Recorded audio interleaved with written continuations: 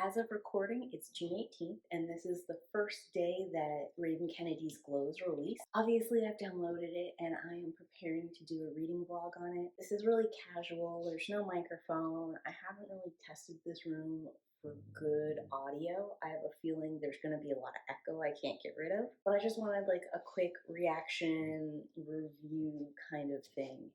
I'm not even really sure how much we'll get because historically I haven't been very good at vlogging, but I've just opened the book and it's brought me to this as the first page. Look at this opening chapter. I don't know if it's showing or if there's glare. If there's glare, I'll probably put a picture over it so you can see it. But this, chapter 1, we're going to get Calla's perspective, which is awesome because I loved Calla in book number 3. And also, I love the wave. That's so exciting. This is such a great thing for an island nation. So woo, I'm hyped for this. I can't wait. I'm a little low energy because I've had a very long work week, a lot of deadlines and due dates and communicating and nitty gritty things. So it's just a perfect time for this to release so I can go ahead and read and maybe give a couple off-the-cuff thoughts. Okay, I'm on page 17 of 700 and already I have a couple thoughts. First of all, I love reading Calla's perspective. Her experience with the Gold Touch ballroom melting, becoming liquid and consuming people is giving me like wonderful chills, horror vibes. Secondly, I kind of hate Mist. I know she's a victim. I know she's in an untenable situation and she still might not live. I guess from Mist's perspective, since she always thought that Orin was ungrateful and that Orin got special treatment she didn't deserve, how it looked to her from what she knew, Orin really did turn on Midas and did the ultimate act of ingratitude by murdering him and destroying all his gold stuff. I didn't love that she came out and shouted that. It like kind of made me hate her so much. And I want to read this quote because in my last recap video I said Midas might not be dead, and we have proof here on page 17. He's definitely gone. His crown is missing from his head, perhaps melted into the gold that now encases him.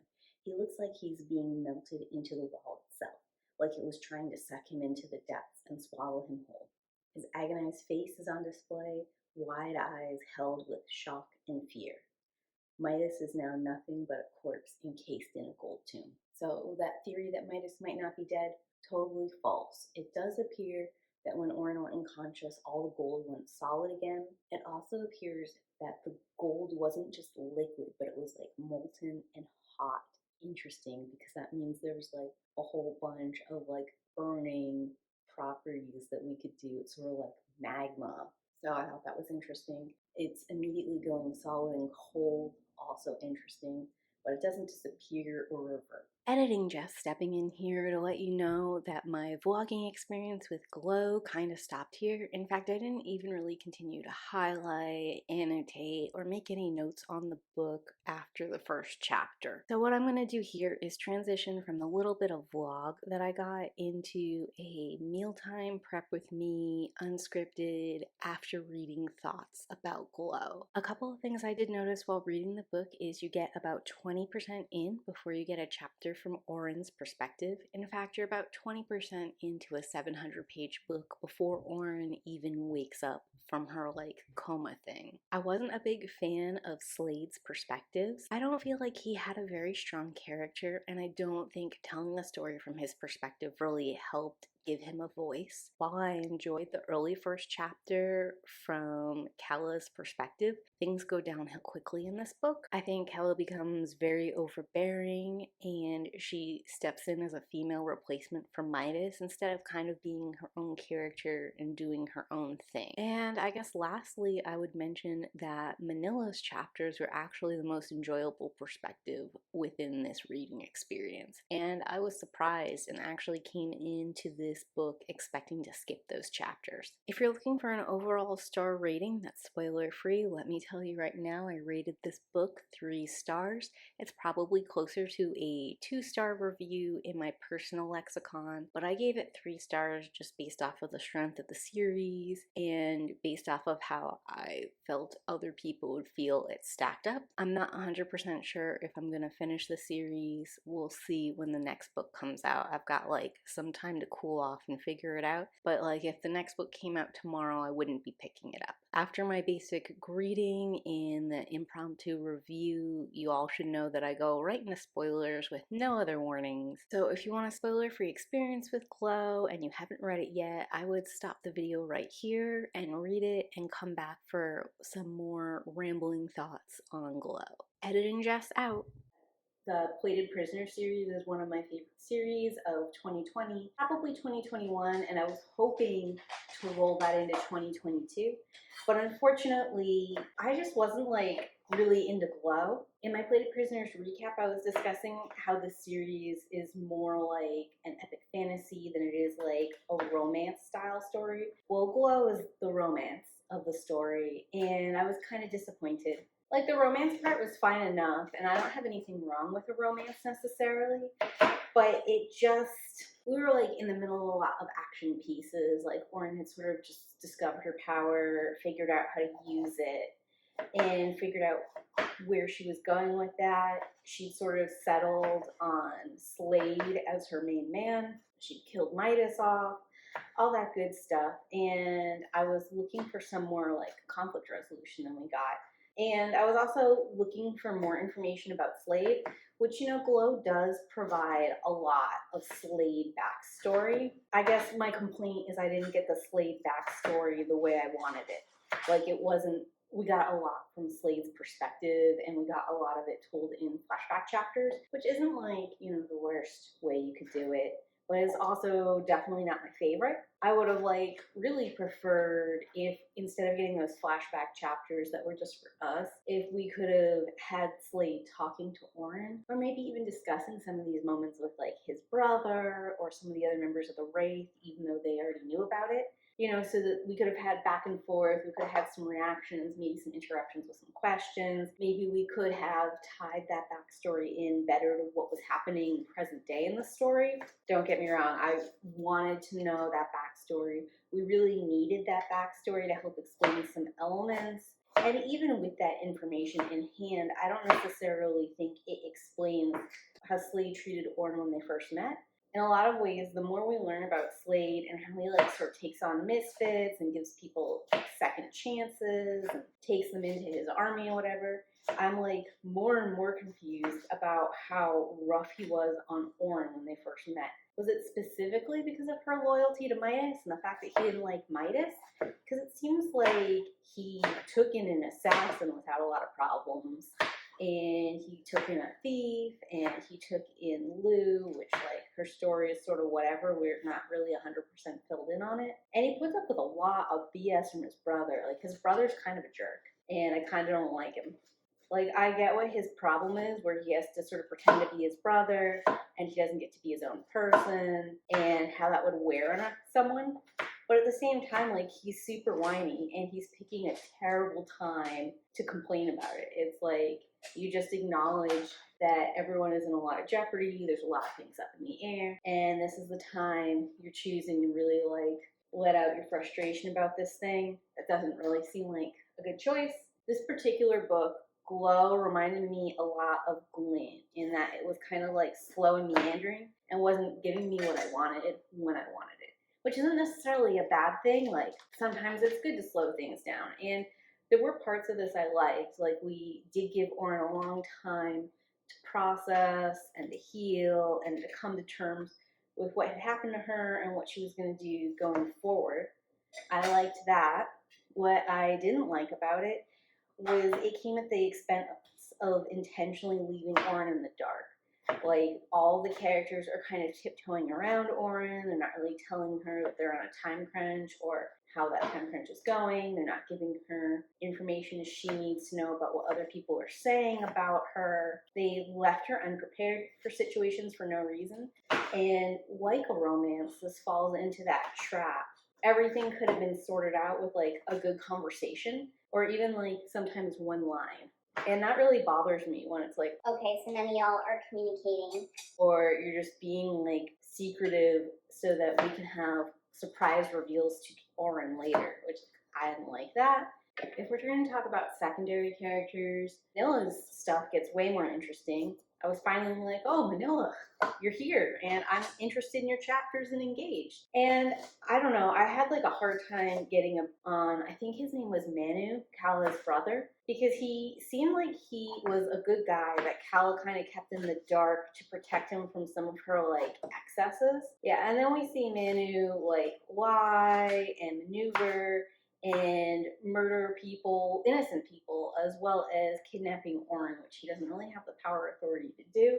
So it's like, okay, I guess he's not a good guy, and I guess he doesn't really need that much protection from his sister. Not anywhere near as much as she seemed to imply in book 3. Once I realized that Calla was going to be a replacement for Midas and she was going to be hardcore evil and maniacal, I was looking for like that replacement character that's devious and smart and creates like plans and plays things to their advantage, but isn't like the most evil thing to ever walk this earth. And I just don't feel like we've got a good character for that. I learned a lot about Slade. I feel like I probably don't have many more secrets to uncover about him, but like it wasn't revealed in a way that was interesting, and I feel like I don't really care.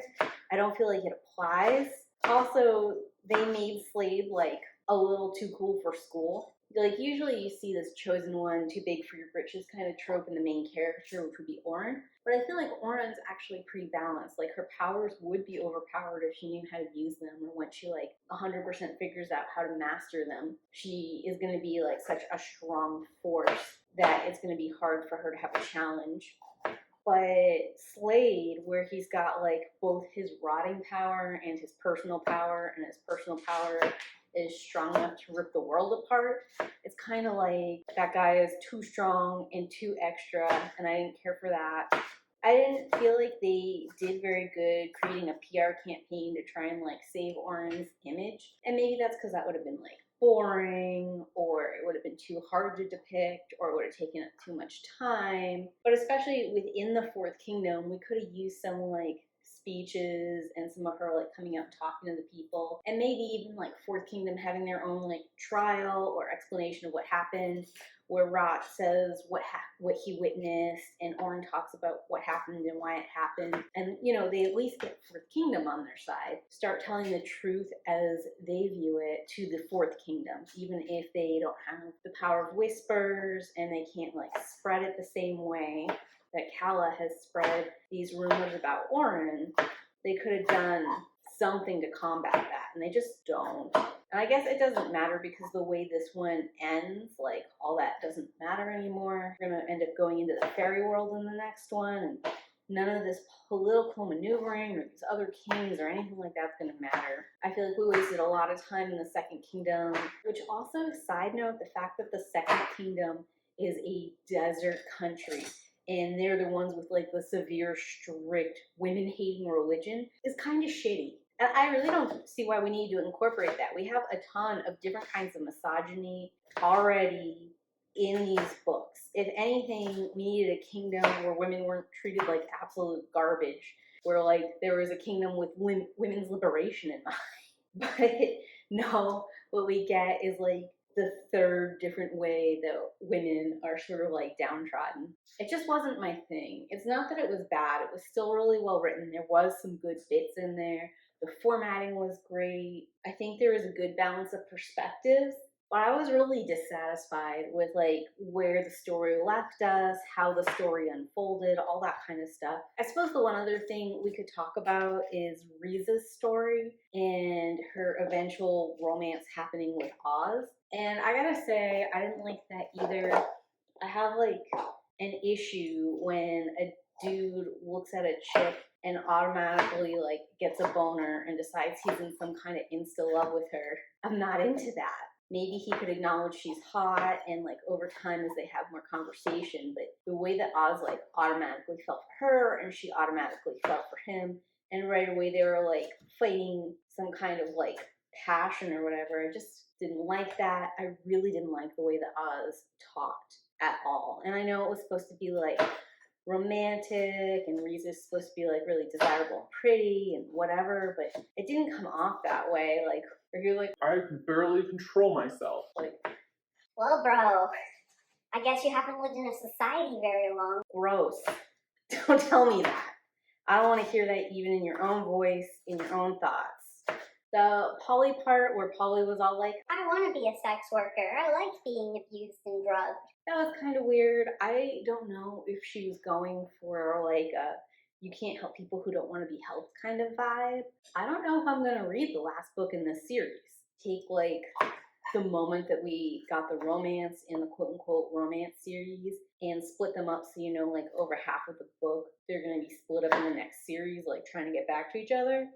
I just don't think I'm interested. You know, I find myself concerned for the Fourth Kingdom and concerned a little bit for the Sixth Kingdom, Highbell, because we sort of like got acquainted with Highbell and its people a little bit in the first book. So I am curious about them and about their living situations, whether or not Third Kingdom's improved it or they're still living in poverty. Whoever would have thought that I'd come out of this series and be like, the only person's story I'm still interested in is Manila's. But as it turns out, she's the only one left who's kind of interesting. I'm wondering a little bit like if Slade's mom was the princess of the Seventh Kingdom, and all those years ago when they collapsed the bridge, Slade's dad took that last group of humans back as prisoners or servants or whatever. If he just captured all the royals in the castle, those things are like sort of interesting to me. But if we're just talking like straight plot, it's just not happening, guys. And I'm interested in Fairy World, but not interested enough to read a book.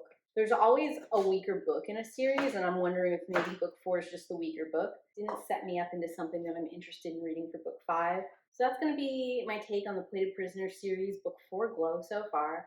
It was okay. I think the formatting, the grammar, the quality of the writing is what keeps it at 3 stars, because the actual content of the book was kind of boring and I kind of had to like push myself to keep reading it. What did you guys think? Did you like Glow? Have you had a chance to read it yet? Let me know in the comments down below. If you guys are looking for other fae or fairy stories, I've got a playlist of the top 5 fae stories on Kindle Unlimited you can check out here. And if you're looking for more Kindle Unlimited items, I've got a playlist and all Kindle Unlimited stuff I've reviewed right up here. I want to thank you guys for watching, and as always, keep reading.